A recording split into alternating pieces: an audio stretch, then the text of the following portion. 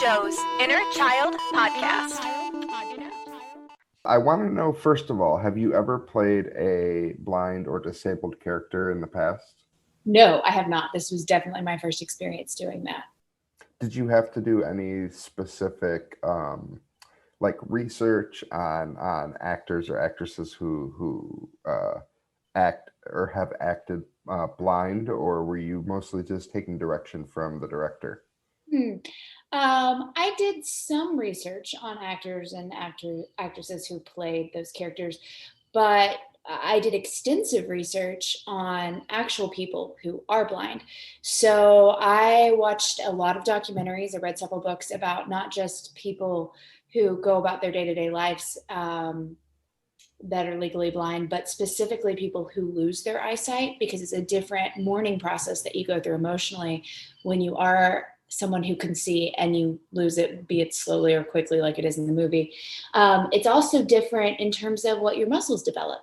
So if you're born blind, your eye muscles don't ever develop and it causes them to move a certain way. Whereas if you lose your sight later on, you already have that muscle development.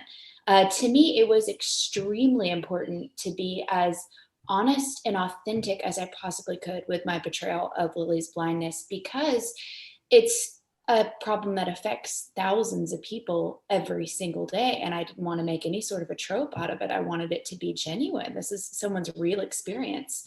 So in addition to all the research and all the documentaries and books and movies, I have a good friend now who is blind. My friend Bobby Holland is actually completely blind, and he let me sit down with him. I picked his brain. I shadowed him at work. We worked together one-on-one. I also got a cane about a month beforehand and would practice with blackout glasses and cane. So I went around his studio with him. He's a studio engineer, and we would practice moving with our canes. He would tell me just practical day-to-day stuff about how he interacts with the world, things that I couldn't get from a book. Stuff like, I never use my cane in my house. I just touch surfaces everywhere I go. So smart, and it makes perfect sense. But unless you've been living it for the past decade, you wouldn't know. Those are just basic things. So working one-on-one with Bobby was probably the most invaluable thing I did to prep for the role. But there was about a month's worth of preparation that went into trying to honestly and accurately portray a blind person. That's that's awesome that you went that extensively into your research, especially like you want to pay homage and make Yeah. sure that those people to make sure that people who actually deal with this understand it. I love how you went into the differences between like the muscle uh, with the guy that you'd worked with. I can't remember. You said his name was Bobby, Bobby. his name is Bobby. Yeah. Was he somebody who had lost his eyesight, or was Yes. So okay? his was a gradual loss, but he started losing it when he was about 10 years old. And by the time he was 21, he had 6% of his vision left. It was completely gone. And now he's in his mid 30s, I would say. So he's very blind. But it's an interesting thing. People don't realize that there are shades of blindness, and that um, vision affects everyone differently. There are some blind people who can still see light or make out shapes. There are some people who have a very narrow field of vision, and there's some who've never seen at all. It's always been darkness. So it's an interesting thing, and it's individual to each person's experience. So you are one of three actresses who plays Lily, because there's also a teen and a young version. Did you work with them at all, or did you meet the other actresses, and did you guys work on mannerisms together at all? Wouldn't that have been nice if we no, I have to give big props to casting there. They brought me in a couple days early just so that I could meet them. And then timing ended up falling apart on set, and I didn't get to meet either of them while we were filming. I was the last 3 weeks of shooting, so I did get to watch their footage, but I was nervous about it, especially because working with the cane had become such a big part of who Lily was and how she moved. And I'd already been doing it for a whole month. And so I just thought, oh no, what if we don't match up? This is going to be a nightmare. And then I watched the footage, and it was such a relief. Like the way both Chloe and Jenna moved was naturally the exact same way I had been moving for Lily. And they were making choices that I had already made for. Like, it was so magical, and that was just very lucky, and I have to give props to our casting director there. Also, I have met both of them since. We met doing reshoots together, and they are lovely, lovely girls. Was this all in production during COVID, or is this something that was prior or after that? No, fortunately, we were right before COVID. We got all of our shoots done. Yeah, I don't know why I said after, as if COVID is gone. I realized Would as it be soon as nice though? yeah. You're in the imagining a brightest- world in which they listen to this and COVID has already ended and the pandemic is over, and yes. Yeah, that would be perfect. So this film, it has such a crazy Voices has such a crazy concept and such a crazy synopsis period. Was it brought to you, or is it something that you were involved with from the when it was being built from the ground up? No, it was brought to me as a completed script, and I just fell in love with it.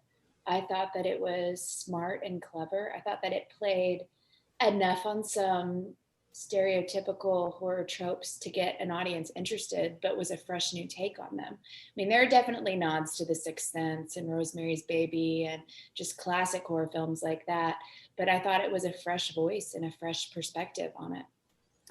So there are certain scenes that I was curious if you had filmed on your own.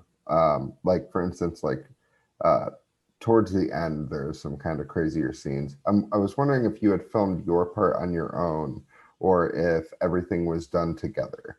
It was done together. I know exactly what you're asking me about, and it was actually done together. Those are real actors. They were real bodies in the room. Yeah, no, that's that was awesome. all happening. Was there like a prosthetics team, or was there like a makeup team that had worked together with you guys on set?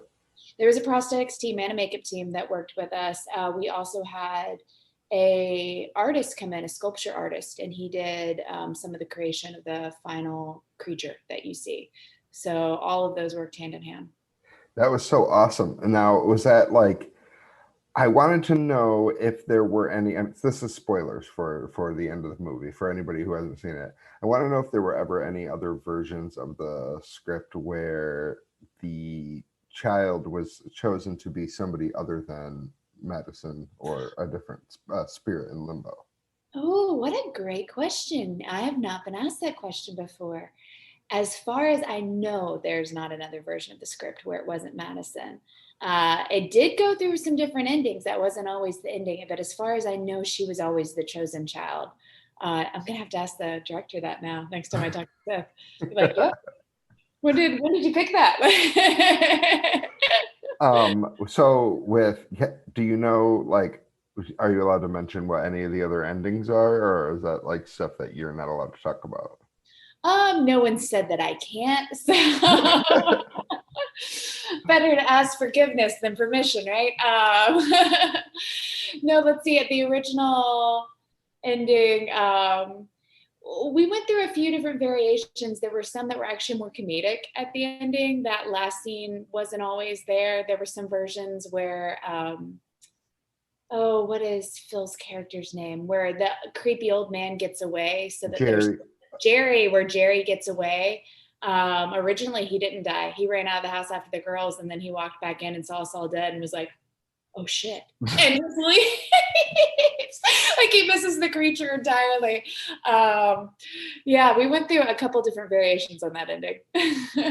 So even though you said you had done your filming at the end, so I'm assuming everything was shot out of order, whereas even though the entire movie flips between time periods, I'm assuming you shot all your scenes at once and then they kind of fit into the others, because I think you said the other actresses had filmed first, right? Yes, they came in before I did. Okay, so you filmed everything that you had at once, and were you able to already pretty much watch all the scenes that you weren't in, even if they weren't completely finished? Yes, that was part of why they brought me to set so early. So I spent a couple days just watching their footage and seeing what they'd done so far. That's awesome. So I know you have a lot of other projects that you have going on right now. I think, I don't think it's out yet, the new Wrong Turn? It is out yet, and I am in that. I play the opposite of Lilly. My character is big old ball of mean, and she's feisty. Yeah. I spoke with, I think it's Adrian Favela, maybe his name is, who was in that movie too. And I think I spoke with him before it came out. That's why I wasn't sure if it was out yet or not. But do you have any other projects that you'd like to mention or plug that are coming up in the future? Sure. I do have another feature film coming out, I believe, this summer called No Time to Run. But I am not sure where you're going to be able to find that. I'm assuming it'll be on all VOD platforms, but I do not have a list yet from distribution. So sadly, it's not a very good plug. Just go watch The Voices. Yeah, definitely. And is there anything about The Voices that people don't ask you that you want to mention? Or like, I like to give people kind of a short platform for if there's anything that a lot of times you get a lot of the same questions in interviews. So if there's anything that you like prepare yourself to answer that you never get asked, this is a great time for you to mention those things. Well, the only thing that I would like to address is why people should watch it. I think that this is a perfect movie to watch right now because we have gone through such a hard time as not just a nation, but as a world in this last year. Like, man, 2020 was rough on everybody. And everyone just needs a source of entertainment that is fun and is an escape, but that at the end of the day still has a little bit of hope to it. Like, we all got beat up as a collective this last year. And I think Voices does just that. Like, I think it's a fun movie. It's a horror film. You'll get the right amount of jumps and scares, but at the end of the day, it has a lot of heart and it has an uplifting message. And I think that that's rare for anything in the horror genre. So I think to be able to watch something that's fun and that you feel sort of a sense of hope after it's over is a great balance in what everyone needs right now. Awesome. And then for any fans that are looking to find you on social media or like a website that you have, where should they be directed to? Absolutely. I am very active on Instagram. My Instagram is really hard to remember. It's Valerie Jane Parker. It's my name. So creative, I know.